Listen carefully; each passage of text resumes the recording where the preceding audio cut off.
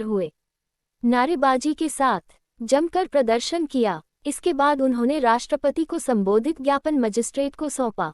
वक्ताओं ने कहा कि चुनाव में इलेक्ट्रॉनिक वोटिंग मशीन का प्रयोग तत्काल प्रभाव से बंद किया जाए, साथ ही बैलेट पेपर के द्वारा चुनाव कराए जाएं।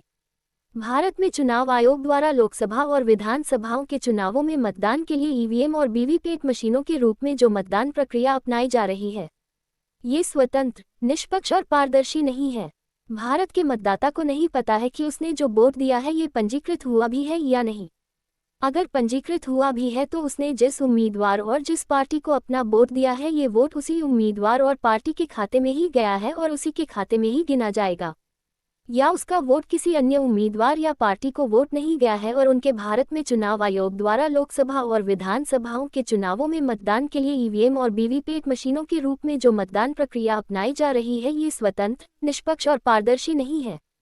भारत के मतदाता को नहीं पता है कि उसने जो वोट दिया है ये पंजीकृत हुआ भी है या नहीं।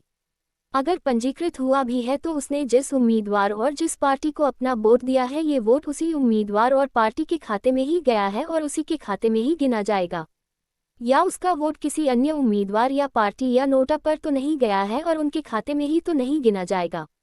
प्रत्येक मतदाता को भौतिक रूप से इस तथ्य का सुनिश्चित होना नितांत आवश्यक है, किंतु ऐसा हो नहीं रहा है।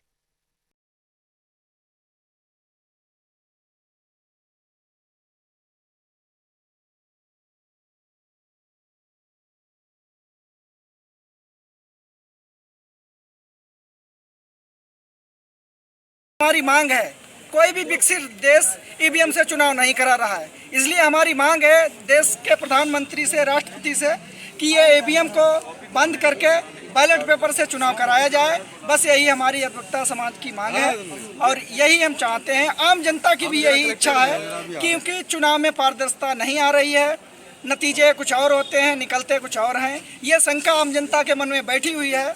इसलिए हम लोगों का कहना है, हम लोगों की मांग है, निवेदन है सरकार से और राष्ट्रपति महामहिम से कि ईवीएम को बैन करके पुनः बैलेट पेपर से चुनाव कराया जाए। ये आम जनता की धारणा है और मांग है। क्या नाम है आपका?